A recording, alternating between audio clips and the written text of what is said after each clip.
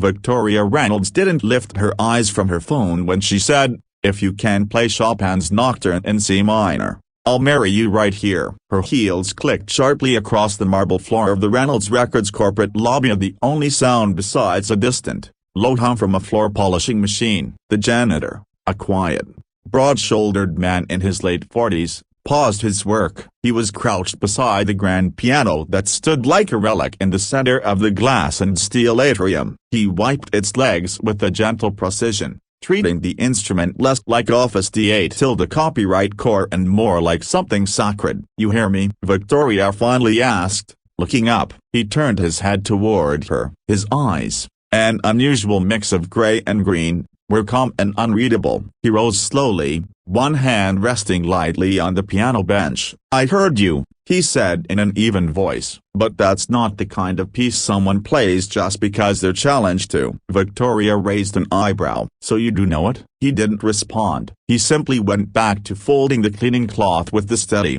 respectful care of someone handling something fragile. Victoria watched him for a moment longer, scoffed softly, and turned away. Didn't think so. She didn't know why she'd said any of it. Maybe it was the familiar quiet of another late night in a building she managed but never truly felt connected to. Maybe it was the almost romantic glow of the polished piano under lights no one ever paid attention to. Or maybe it was the way the janitor had looked at the instrument, and not as an object to clean, but as something remembered. Whatever it was, the moment passed. She stepped inside the elevator, scanned her badge, and disappeared into the depths of the tower she ruled. When Jack Thompson finished removing the last smudge from the piano's black lacquered lid, the entire building had fallen silent. He glanced around once, then slowly took a seat at the bench. His hands hovered over the keys, not pressing, just resting three as though trying to remember their place. He didn't play. He simply sat with his eyes closed,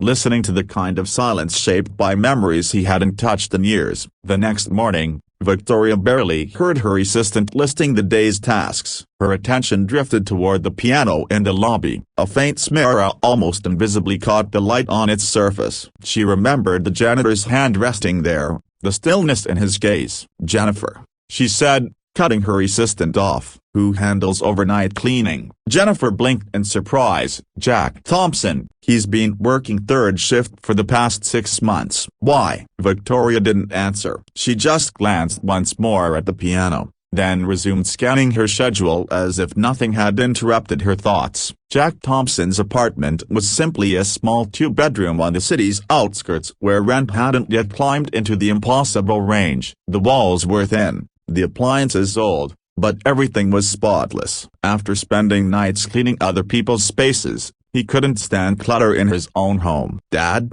I can't find my music theory book." Lily's voice floated from her bedroom, a cozy room painted in soft blues. Jack looked up from the stove where he prepared breakfast. "Check under your bed next to your science project," he called, flipping an egg with practiced ease. 13-year-old Lily had her father's eyes and her mother's smile. A gentle-natured girl with quiet determination, she pushed forward despite the heart condition she'd inherited. Appointments, medications, restrictions and all. She rarely complained. She appeared in the doorway holding the worn textbook triumphantly. "Found it." Jack smiled and set breakfast down. "Good timing. Eat, then pills, then school. And don't forget Dr. Collins wants to see your practice sheets." As she sat at the small table already set with toast and juice, she said, "Dad, Miss Garcia thinks I might be able to try out for the youth orchestra next via Broken Bar if my health stays steady." Jack paused for a heartbeat while placing her plate in front of her. "That's amazing, sweetheart, but let's wait for Dr. Collins's update, okay? One step at a time." "You always say that," she sighed, though without real disappointment. She was used to his careful balancing and never crushing her hopes, but never letting her fly too high too quickly. "Because it's true," he said softly. "Now eat. The bus won't wait." While they ate, Jack's eyes drifted toward a stack of medical bills hidden partly behind a fruit bowl. Insurance helped, but help still left thousands more than a janitor's paycheck could stretch. He picked up weekend shifts teaching basic piano at the Holland Community Center, but even that wasn't enough to truly catch up. "You're doing that forehead thing again," Lily said, breaking into his thoughts. What thing? The worry wrinkle thing, she demonstrated exaggeratedly. You look like an ancient treasure map when you do it. Jack laughed. Great, that's exactly what every dad wants to hear. She grinned. Just saying. Mrs. Patel says you're too young to look so old. She thinks you need a girlfriend. Mrs. Patel needs a new hobby, he replied. And you need to brush your teeth before you miss the bus. As Lily dashed to the bathroom, Jack allowed himself one private moment of sheer exhaustion before clearing plates and preparing for a long day. He'd been pushing forward like this for 15 years ever since Sarah died. He could push one more day. In her sleek corner office on the 42nd floor, Victoria pored over quarterly projections with her usual precision. At 45, she had crafted a reputation for sharp instincts, sharper strategies, and the occasional willingness to be ruthless. Her office mirrored her success, gleaming glass and steel, sweeping city views, a wall of industry awards, and another wall lined with vintage album covers from artists her father once championed. Frank Porter, the company's vice president and her father's old friend, walked in without knocking, yet another small reminder of the authority he thought she didn't fully deserve. The streaming numbers for the Newton album are bad, he said, sitting down uninvited. The board's not thrilled. Victoria didn't look up. The board is never thrilled, Frank. And that album was your idea, if I recall. He kept his practiced smile. We're all responsible for the company's performance. Your father understood that. His mention of William Reynolds was intentional, a reminder that many believed she held her position because of lineage, not merit. My father also understood that not every album becomes a hit, she replied. The new Matteo signing looks promising. The board is considering options, Frank cut in. The industry's changing. The old way doesn't work anymore. Buy 8 options. You mean selling? Victoria said, meeting his gaze. To Meridian Global, I assume. Frank didn't deny it. They're offering a massive premium. Shareholders will love it, and you'll get a cozy consulting role, she added. He straightened his tie. Being CEO isn't always permanent, Victoria. After he left, she walked to the window and looked down at the city. The Steinway in the lobby had once been her father's prized 1932 Model D. When this building was constructed, he insisted it be placed downstairs, not as decoration but as a symbol of why the company existed. The music. Victoria hadn't touched a piano since she was 12. That was the night her father told her she lacked the talent to ever play professionally. Don't waste your time, he'd said. You're built for business, not the stage. She'd closed the lid that night and never opened it again. She became exactly what he wanted, the perfect executive. And yet now she kept thinking about the quiet janitor who treated that piano with more reverence than she had in decades. At the Highland Community Center, the usual afternoon chaos filled the halls. Jack and Lily walked together toward practice room C. Dad, I can go by myself, Lily protested gently. I'm not a little kid. I know, Jack said, shifting his backpack of sheet music. But my class is just down the hall. The truth was, he rarely let her out of sight. Her condition made him cautious in a way he couldn't turn off. Inside the practice room, an old upright piano stood against the wall. Lily sat down, already placing her fingers on middle C. Remember, 30 minutes max, Jack reminded her. If you feel anything is stop playing, sit down, and call you, she finished, rolling her eyes. I know, Dad, you've told me like 1,000 times. He smiled at her familiar exasperation. Smart mouth. I'll be in room east. He lingered a moment, watching her begin a simple clay mainty piece. Her technique was improving better than he had time to teach her himself. Miss Garcia was clearly helping her progress. The thought filled him with pride, a broken bar and a quiet ache. There was a time when he would have been the one teaching her every musical detail. But that was before Sarah's illness, before endless bills, before he traded dreams for survival. He turned toward room east, where 5 young beginners waited for their lesson. Teaching by day, cleaning by night, parenting around the clock. This was his world now, and he accepted it. Later that evening, Victoria stayed at the office long after everyone else had left. Only security remained downstairs,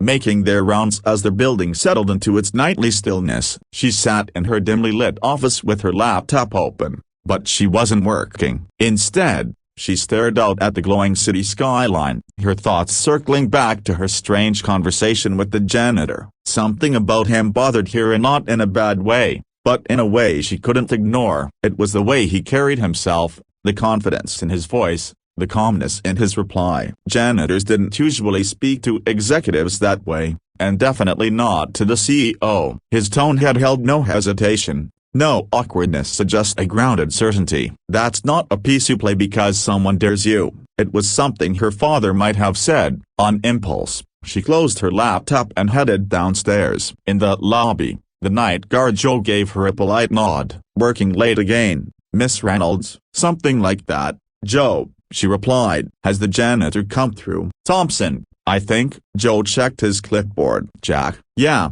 he started on the executive floor about an hour ago. Should be working his way down." She turned toward the elevator, then paused. "How long has he been with us?" "About 6 months," Joe answered. "Good worker, quiet, doesn't talk much. I know he's raising a daughter on his own. Seems like a good man from what little he shares." Curiosity tugged at her even harder as she rode back up to the 42nd floor. She wasn't entirely sure why she was doing this, seeking out a janitor because he'd intrigued her. Frank would have teased her endlessly if he knew. The executive floor was mostly dark, lit only by faint security lights. Victoria moved quietly, listening for the sound of cleaning equipment but hearing nothing. When she approached the conference rooms, something else caught her attention, a faint melody floating through the hallway. She stopped. Chopin's Nocturne in C minor. The company's old Yamaha piano was tucked in the executive lounge, mostly used for office parties, but the music drifting from it now was nothing short of breathtaking, full of emotion and flawless technique. She followed the sound and stopped in the doorway.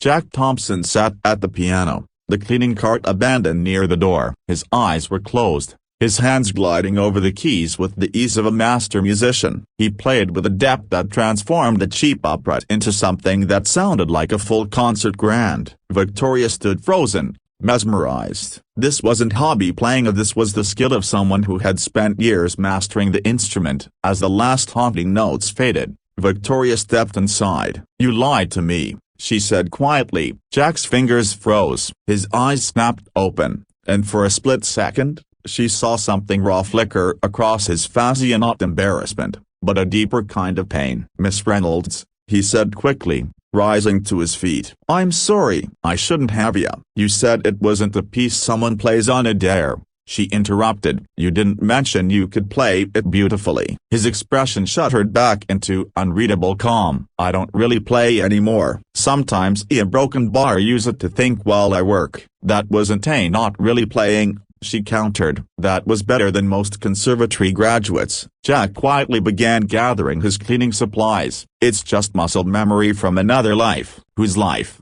she pressed, suddenly more curious than ever. "Who are you, Jack Thompson?" He paused and finally met her eyes. "Just the janitor, Miss Reynolds. Nothing more." "We both know that's not true." "If you're worried about me using the piano, it won't happen again," he said, pushing the cart toward the door. "That's notice," she started, but he had already walked past her, disappearing down the hall. The last notes of Chopin still hung in the air, and Victoria felt something new stirring in her, a spark of interest she hadn't felt since her father was alive. The following day, she found herself distracted during meetings. The music replayed in her mind over and over. Finally, during a budget review, she opened her phone under the table and messaged her assistant. "Jennifer, pull everything HR has on Jack Thompson, the night janitor. Any specific info?" "Everything. Employment history, background check, references. I want to know who he is." An hour later,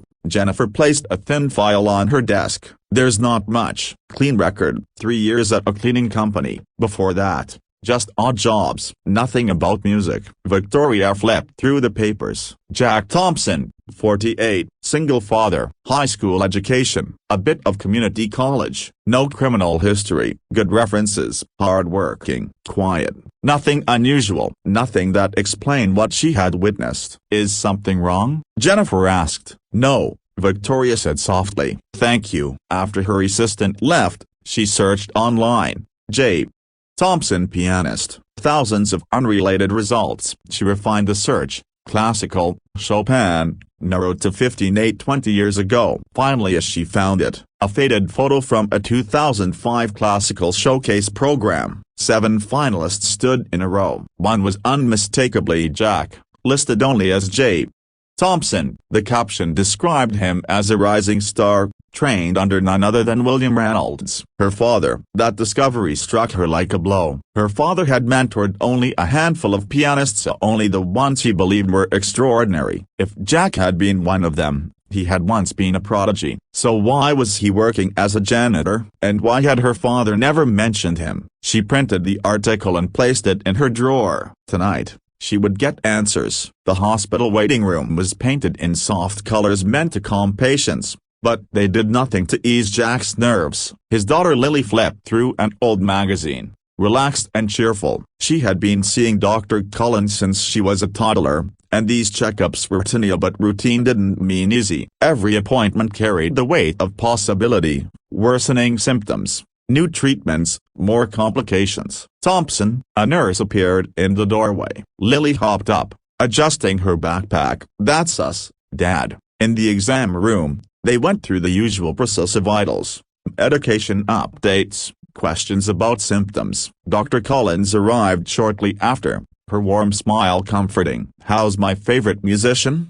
she asked. "Good," Lily said. "My teacher thinks I might be ready for the youth orchestra next year." "That's wonderful. Let's see what your heart thinks about that." Jack watched anxiously as Dr. Collins listened to Lily's heartbeat and reviewed her chart. He tried to read her face, but she was unreadable. Finally, she sat back. "Overall, things are stable, which is good news." Jack exhaled in relief. "Boat to broken bar." Jack tensed again. Dr. Collins continued, "Your latest tests show some changes I'm concerned about. The valve stenosis may be progressing, and her recent EKG showed some irregular rhythms." "What does that mean?" Lily asked before Jack could. "It means we need to monitor you more closely and do additional tests. We may also adjust your medication." "But the youth orchestra, one step at a time," Dr. Collins said gently. "We're not saying number. We just need more information first." Jack forced himself to stay calm. "What tests do you recommend?" "I want to refer her to Westfield Cardiac Center in Boston. They have the best pediatric specialists for her condition." "Boston?" Jack felt panic tighten in his chest. "Travel, expenses, time off, all impossible." Dr. Collins gave him a sympathetic look. "I know it's difficult, but Westfield is the top facility for cases like Lily's. They'll help with financial arrangements. Let me at least schedule the consultation." The weight of responsibility pressed hard on him. More bills, more stress, more uncertainty. Yet when he saw Lily's trusting face, that decision was clear. Of course, whatever Lily needs. After the appointment, Lily nudged him. "It's going to be fine, Dad. Stop worrying." "That's supposed to be my line," he teased. "Well, someone has to say it when your forehead starts doing that math thing." He laughed, putting his arm around her. "When did you get so wise?" "Probably all the Mozart I listened to," she said with a grin. "Everyone knows classical music makes you smarter." As they walked toward the bus stop, the stress of medical bills and logistics crowded Jack's mind, but he pushed it aside. First, get home, then figure out the rest. He always did. Later that night, Victoria returned to the office close to midnight. Joe barely reacted. The late nights were typical for her. "Jack's on the executive floor," he mentioned casually. "Started about 20 minutes ago." Victoria nodded, determination growing. Victoria appreciated the information she had and even asked for. "Thanks, Joe." The elevator ride to the 42nd floor felt longer than usual. She had spent the afternoon researching J. Thompson, gathering bits and pieces of a once promising career that seemed to disappear completely after 2009. She found articles praising his extraordinary talent, his unique interpretations, and his blend of emotional depth with classical technique. And then nothing, as if he had simply walked away from the music world. When she entered the conference room, he was there, carefully wiping down the large glass table used for board meetings. He worked with calm focus, not noticing her until she spoke. "You studied with my father." Jack's hand stopped on the glass,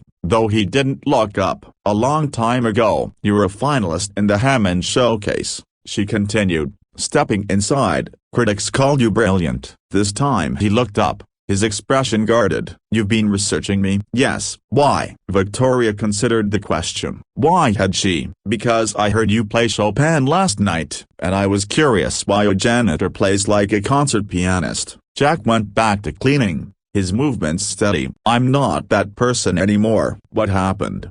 She asked, stepping across from him. From everything I found, you were on your way to a major career. Then in 2009, you vanished. No concerts, no recordings, nothing. Jack stayed silent for a long moment. She thought he might refuse to answer. Then, softly, he said, my wife, Sarah, had cancer. She passed away in the spring of 2009. Our daughter was too. The simple statement carried a weight that filled the room. Victoria suddenly regretted pushing so hard. I'm sorry, she said. Jack nodded and continued cleaning. You could have kept performing, she said gently after a moment. Many musicians have families. Not when their child has a heart condition that needs constant care. Jack replied calmly, not bitterly. Not when there's no one to watch her while you travel. Not when every extra dollar goes to medical bills. Victoria felt a pang of guilt. Your daughter is ill. Congenital heart defect. She inherited it from her mother,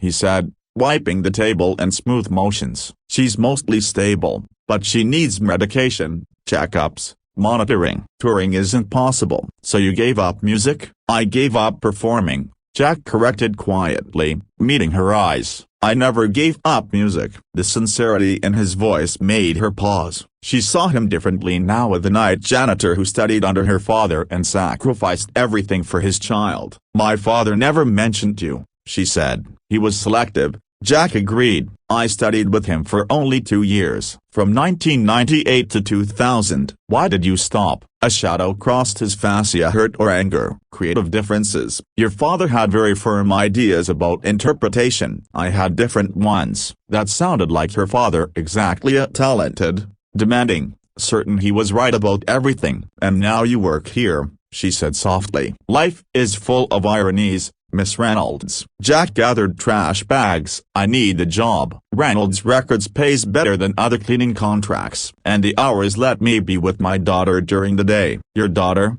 Victoria repeated. What's her name? Lily, he said, and for the first time, his expression softened. She's 13 now. She plays piano, though I tried to convince her to choose a less heartbreaking instrument, like the tuba, Victoria suggested, surprising herself. Jack smiled faintly. More like the kazoo. Cheap, portable, and you can play it lying down. The light moment faded quickly. Jack straightened his supplies. I have more rooms to clean, Miss Reynolds. Did you need something specific? Victoria hesitated. Why was she here? What did she want? No, she said finally. I just heard you play and wanted to understand. Jack accepted that without comment and started rolling his cart out of the room. Mr. Thompson, Victoria called softly. He paused. If you ever want to play the Steinway in the lobby and not just polish Ida, you have my permission. Jack's face was unreadable in the dim light. Thank you, Miss Reynolds. But I don't play anymore. Not like that. He disappeared down the hall,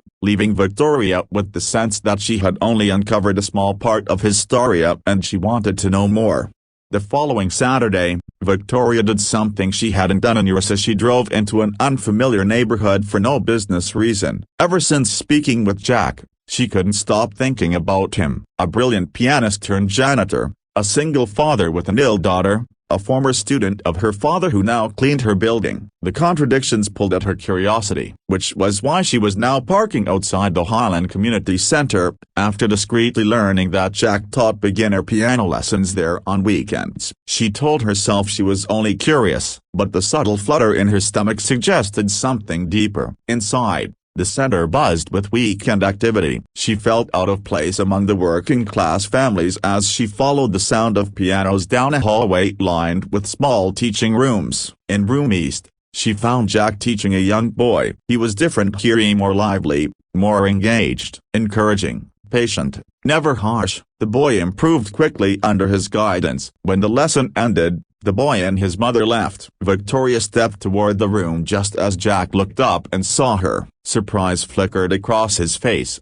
then caution. "Miss Reynolds." Decisive broken bar unexpected. "Please, call me Victoria," she said, suddenly feeling nervous. "I wanted to see your teaching." "How did you know I teach here?" "I asked Jennifer to find out." "My assistant," she explained. "You had your assistant investigate me." His voice wasn't angry, but it wasn't pleased either. "I was curious," she repeated, knowing how weak it sounded. "After our talk, I wanted to understand your situation." "My situation?" he said quietly. "How a supposedly talented pianist ended up cleaning your building." Before she could answer, a young voice said, "Dad." Lily stood in the doorway holding sheet music. She stopped when she saw Victoria. "Oh, sorry, I didn't know someone was here." "It's all right, Lily," Jack said, softening instantly. "This is Miss Reynolds. She's from work." Victoria noticed the phrasing of "from work," not "my boss." Dignity preserved. "Hello,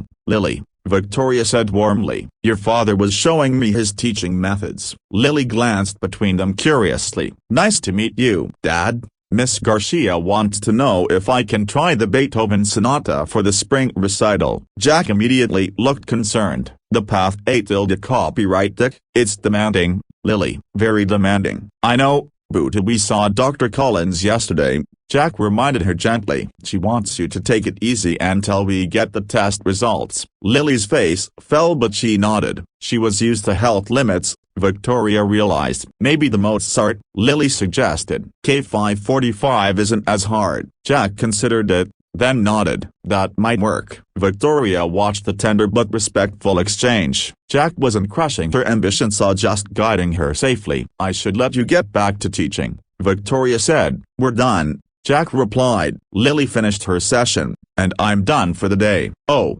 Victoria said, unsure what to do now. "Are you a pianist too, Miss Reynolds?" Lily asked. "I used to play," Victoria admitted. "Miss Reynolds' father was my teacher," Jack told her. "William Reynolds." Lily's eyes widened. "Reynolds, like Reynolds Records?" "The same," Jack confirmed. "That's so cool," Lily exclaimed. "Do you still have his music stuff?" Jack shot her a warning look, but Victoria smiled. "I do. Most of it is at my house, Lily," Jack said gently. "Miss Reynolds is busy." "Actually a broken bar," Victoria heard herself say. "You both could come see my father's collection sometime." She surprised even herself. The CEO inviting the janitor and his daughter into her private home? It was unheard of, and she didn't care. "Really?" Lily asked eagerly. "Dad, can we?" Jack hesitated. "That's very generous, Miss Reynolds." "Please," she insisted. "Call me Victoria." Jack studied her carefully, then nodded. "Perhaps when Lily's schedule allows." "Tomorrow?" Lily blurted. "I'm free tomorrow." Jack gave her a soft warning look. "Let's not impose." "Tomorrow is fine,"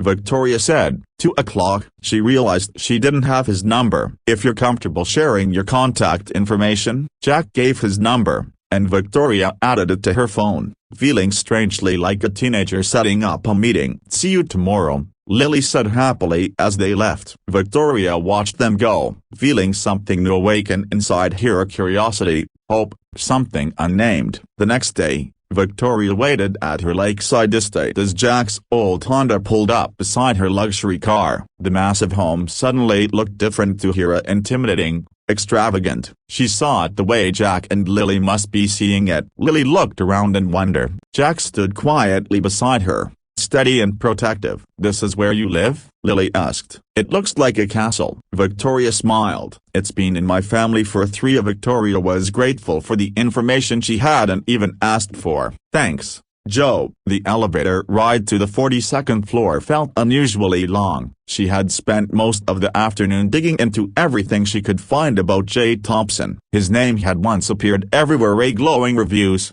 praise for his originality, recognition for a rare blend of flawless technique and deep emotional expression. Then, around 2009, he vanished from the spotlight as if he'd stepped out of the music world entirely. She found him alone in the conference room, quietly cleaning the long glass table used for board meetings. He worked with calm precision, not even noticing her until she spoke. "You studied with my father." Jack's hand stilled on the cloth, but he didn't look up. "A long time ago, you were a finalist in the Hammond Showcase," she continued, stepping farther into the room. "Critics called you brilliant." Only then did he meet her eyes, his expression careful. "You've been researching me?" "Yes." "Why?" Victoria hesitated. "Why, indeed, because I heard you play Chopin last night, and it made me wonder why someone with that kind of talent is working as a janitor." Jack resumed, wiping the surface, his movements controlled. "I'm not that person anymore." "What happened?" she asked, taking her place across from him. "Everything I found says you were headed toward a major career. And then suddenly you disappear. No performances, no recordings, nothing." He was silent for a long moment. She thought he might refuse to answer. When he finally spoke, his voice was quiet. "My wife, Sarah, cancer. She died in 2009. Our daughter was too." The simple explanation carried all the weight of what he didn't say. Victoria felt ashamed of her pressing questions. "I'm sorry," she said softly. Jack nodded, accepting the words without comment and moving to another section of the table. "You could have continued performing," she said after a moment. "Plenty of musicians have families." "Not when their child has a heart condition that requires constant monitoring," Jack replied, calm rather than bitter. "Not when you have no one to care for her during tours. Not when every extra dollar goes to medical bills." Victoria hadn't imagined any of that. "Your daughter is sick?" "Congenital heart defect," he said. "She got it from her mother. She's stable most of the time, but it takes medication, constant care, doctor visits. Touring wasn't an option." "So you gave up music?" He looked at her directly. "I gave up performing. I never gave up music." There was a quiet conviction in his tone, something almost noble. It made Victoria look at him differently. "This man who cleaned her building at night." "My father never mentioned you," she said. "He mentored very few pianists." "William was selective," Jack agreed. "I studied with him for only about 2 years, from 1998 to 2000. "Why did you stop?" Something flickered across his face. "A pain, anger, or both." "Creative differences." "Your father had very firm ideas about interpretation." "I had different ones." Victoria almost smiled. "That sounded exactly like your father, a brilliant, stubborn, and completely convinced he was always right." "And yet you work here," she noted. "Life's full of ironies, Miss Reynolds." He finished the table and began emptying trash bins. "I need the job. Reynolds Records pays better than most cleaning contracts. And the hours let me stay with my daughter during the day." "Your daughter?"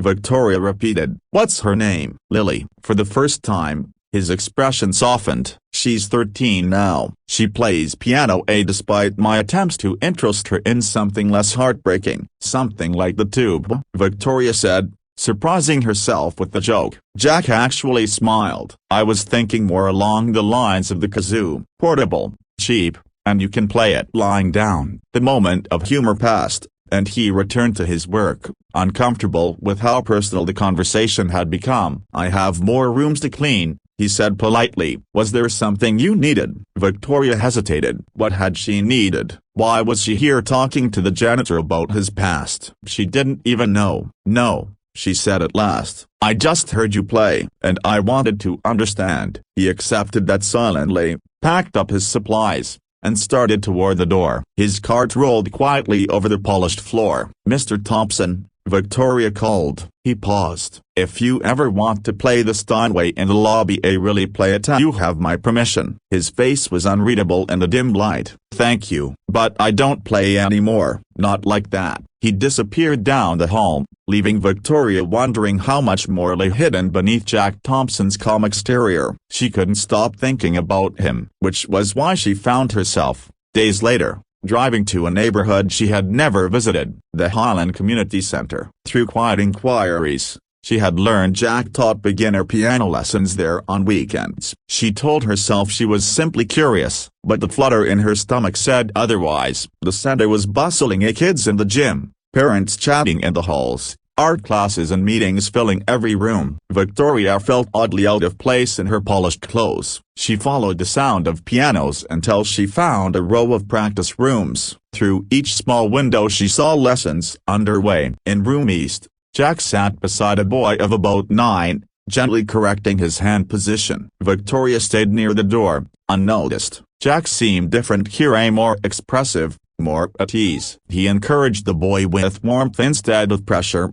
guiding rather than criticizing. The boy's frustration eased under Jack's patient attention, and soon he was concentrating hard on the passage. When the lesson ended and the boy left with his mother, Victoria approached the room. Jack looked up, surprised. "Miss Reynolds," he said, straightening. "I didn't expect to see you here." "Please, call me Victoria," she said, feeling awkward. "I was curious about your teaching." "How did you even know I teach here?" Victoria paused, then decided to be honest. "I asked Jennifer to find out." "My assistant?" "You had your assistant investigate me." His voice wasn't angry, but it wasn't pleased either. "I was curious," she repeated, hearing how weak it sounded. "After our conversation, I wanted to understand more about a broken bar, everything." "My situation?" Jack said. "You mean how a once promising pianist ended up scrubbing toilets in your building?" His blunt tone caught her off guard. Before she could answer, a small voice cut in. "Dad?" A girl stood in the doorway. Lily. She carried sheet music and looked surprised to see Victoria. "Sorry,"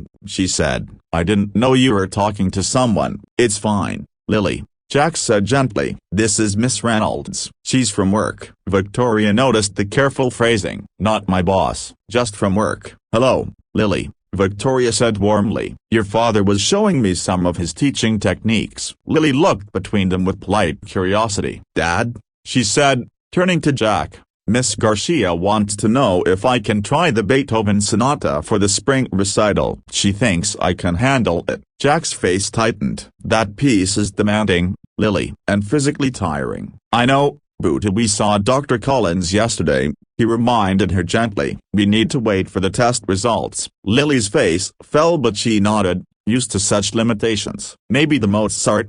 she suggested. "K545 isn't as hard." Jack considered, then nodded. "That one is safer." "We'll talk to Miss Garcia." Victoria watched them, a father and daughter, and saw the balance between protecting Lily's health and supporting her dreams. "I should let you get back to your lessons," Victoria said. "We're done for the day," Jack replied. Lily already had her session. "Oh." Victoria suddenly felt foolish, unsure what to say next. "Well, a broken bar I won't keep you." Lily studied her. "Are you a pianist too, Miss Reynolds?" Victoria blinked. "I used to be, a long time ago. Miss Reynolds' father taught me," Jack explained. "William Reynolds." Lily's eyes widened. "Reynolds, like Reynolds Records?" "The same," Jack confirmed. "That's so cool," Lily said. "So you own the company where Dad works?" "I run it," Victoria corrected gently. "My father founded it." "Do you still have his music things?" Lily asked,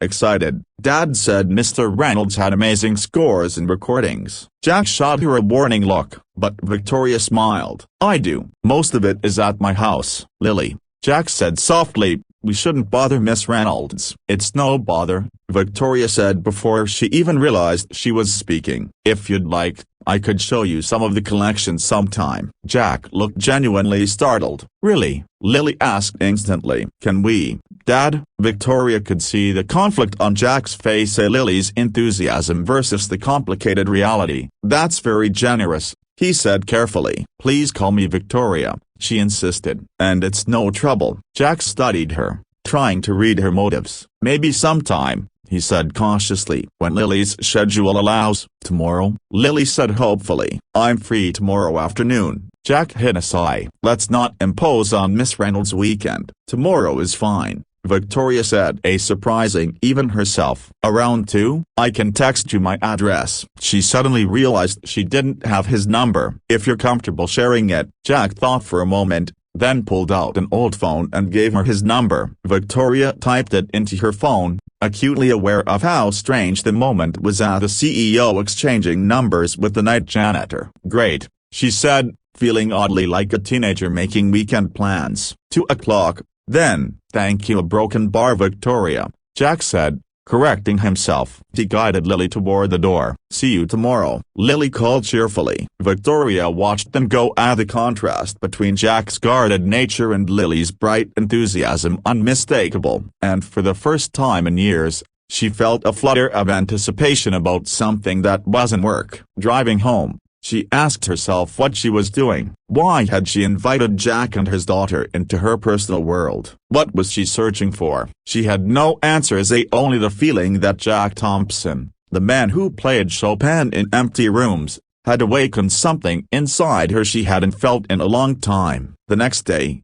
she waited at her family's old estate, a lakeside property that suddenly felt overly grand. When Jack's aging Honda pulled up next to her sleek Mercedes, she saw the place through their eyes for the first time. Imposing, elegant, almost unreal. As they stepped out, Lily stared up at the mansion in awe, while Jack maintained a polite composure, one hand resting protectively on his daughter's shoulder. "This is where you live?" Lily asked. "It looks like a castle." Victoria smiled. "It's been in my family for 3 generations." Victoria sat quietly, replaying the events of the previous day in her mind. For the first time in longer than she could remember, she had simply been herself, not the company leader, not William Reynolds' daughter, just Victoria. And strangely, that moment of authenticity had happened in the presence of the man who cleaned her office building. She returned to the sitting room, where the Beethoven Sandorfer piano still sat with its slit open. Acting on impulse, she lowered herself onto the bench and lightly rested her fingers on the same keys Jack had touched. She didn't press down or attempt to play. She only let her fingertips glide over the cool ivory, wondering what her life might have been like if she hadn't abandoned music all those years ago. By Monday, the executive floor of Reynolds Records was humming with activity. Victoria moved through her tasks with practiced efficiency, approving decisions, looking over reports, preparing for the upcoming board meeting. Yet beneath her calm exterior, her mind kept drifting back to the unexpected afternoon she'd shared with Jack and his daughter, Lily. She tried convincing herself it had simply been an odd detour from her normal life, something that would fade as soon as she returned to her routine. Her assistant interrupted her thoughts from the doorway. "Miss Reynolds, a Mr. Porter is here to see you." "And the head of building maintenance is with him." Victoria frowned. Frank Porter, she expected, but maintenance? "Send him in, Jennifer." Frank entered first, dressed in his perfectly tailored suit, every strand of silver hair arranged with intention. Behind him came Robert Gaines, the day supervisor for maintenance, looking nervous and unsure. "We have a matter that needs your immediate attention," Frank announced. "Good morning, Frank," Victoria replied calmly. "What issue?" Frank gestured toward Gaines. "It's about one of our night staff, Jack Thompson." A ripple of tension passed through Victoria. "What about him?" "Our night security guard reported that Thompson has been using company equipment without permission," Gaines explained. "He's been playing the pianos after hours." "I'm aware of that," Victoria said, her tone steady. "I gave him permission." Both the men blinked in surprise, though Frank recovered quickly. "That's highly irregular. Those instruments are company property, not entertainment for the cleaning staff." Victoria met his gaze coolly. "The Steinway in the lobby belonged to my father. As his heir, I decide who may or may not play it." "That's not the concern," Frank argued. "This is about maintaining proper boundaries between leadership and lower-level employees." The implication hit her with a wave of anger. "I wasn't aware that musical ability depended on job titles." "That's not what I meant, and you know it," Frank said, irritation rising. "There's more. A video has been circulating internally of Broken Bar Thompson playing the piano in the executive lounge." Victoria maintained a neutral expression even as her mind raced. "And that's a problem because he broken bar?" "It's causing a distraction," Frank snapped. "Staff are asking why the night janitor is performing like a concert pianist in our building and why the CEO seems particularly interested in him." "I didn't know my personal interests required board approval," Victoria replied sharply. "When they affect the company's reputation, they do," Frank countered. "The board is worried about how this looks." Victoria understood exactly what he was implying.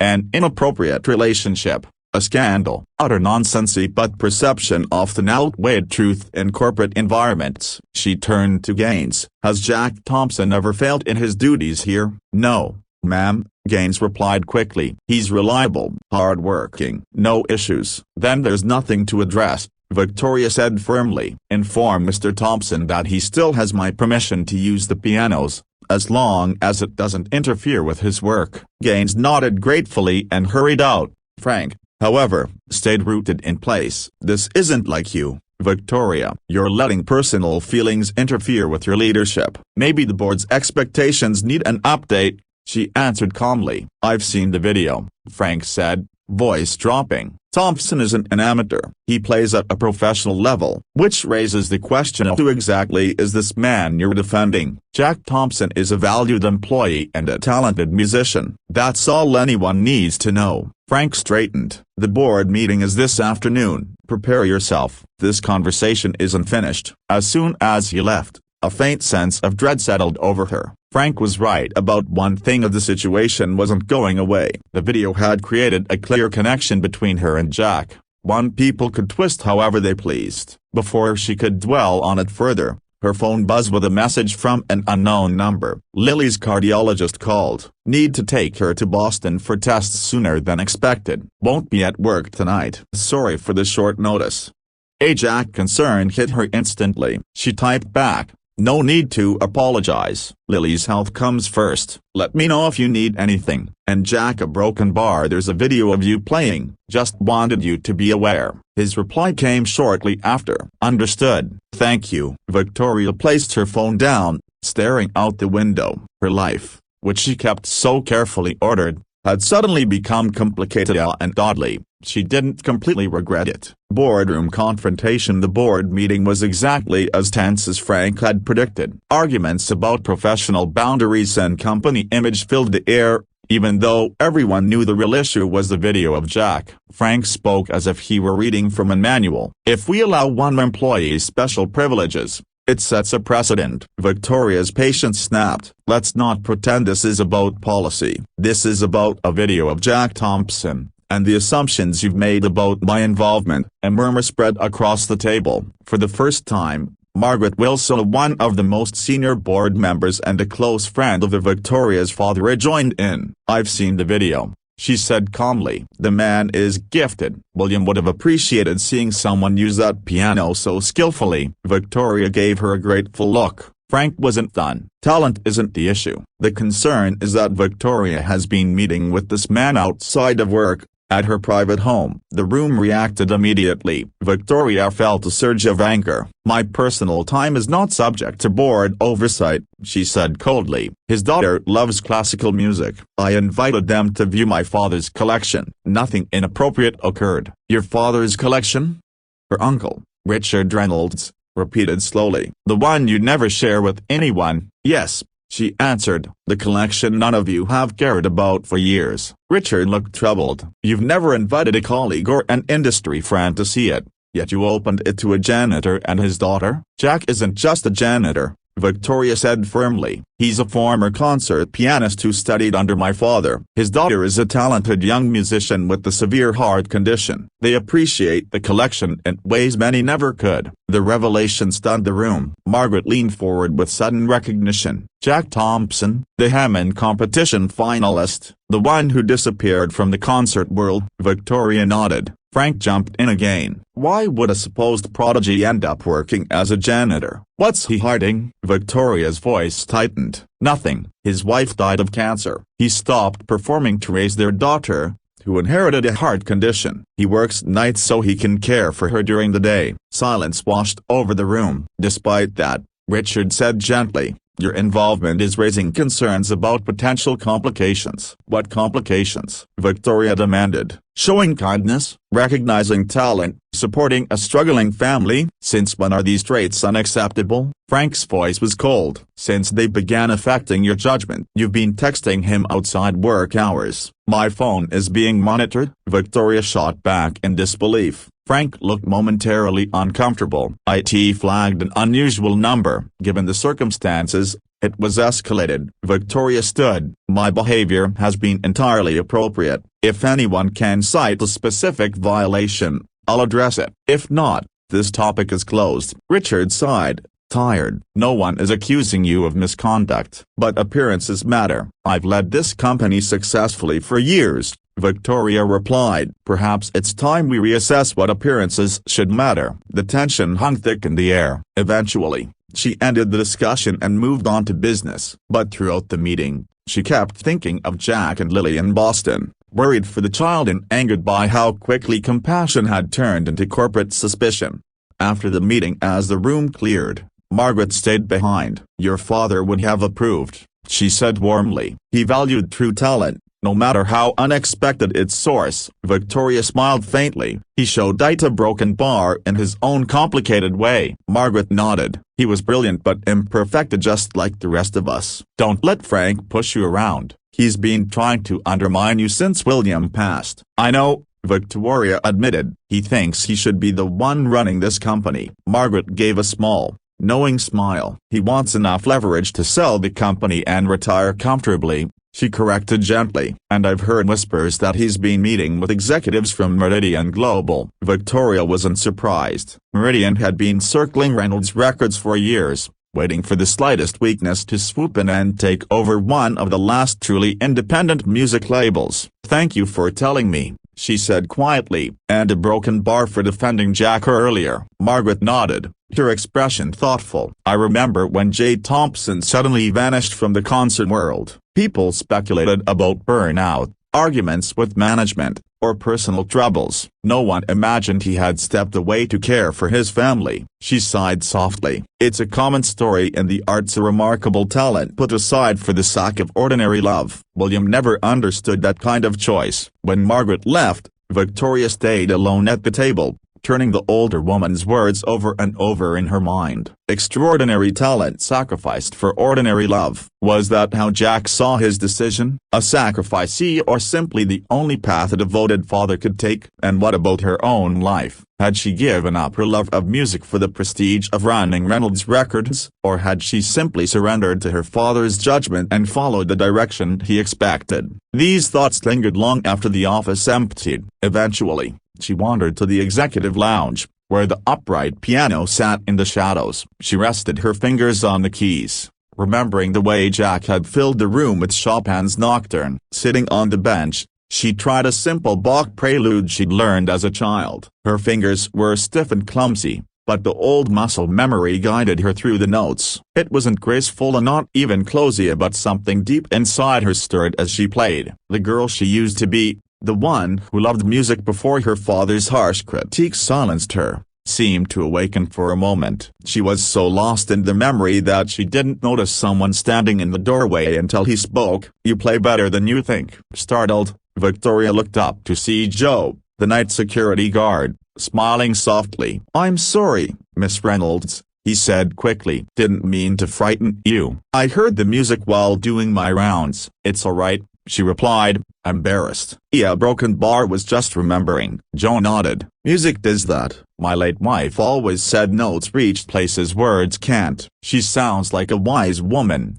Victoria said as she gently closed the piano lid. She was. Joe hesitated. "Miss Reynolds, a broken bar about the video of Jack playing." "That was my fault." He looked genuinely ashamed. "I recorded a short clip to show my grandson. He's learning piano, and I thought it might inspire him. I never imagined it would spread around the building." Victoria studied him, seeing how sincere he was. "It's okay, Joe. No real damage done. Though I think Jack feels a bit exposed by it." Joe chuckled softly. "He's a private man, that's true. But at night, when he plays a broken bar, this whole building feels alive again. Makes the shift easier." After he left, Victoria stayed at the piano, thinking about that. The whole building comes alive. She'd felt it, too. Her phone buzzed with a message from Jack, back from Boston. "Lily needs a full workup and likely surgery at Westfield. 3 weeks from now. We'll be at work tonight." She answered instantly. "How is she taking it?" After a pause.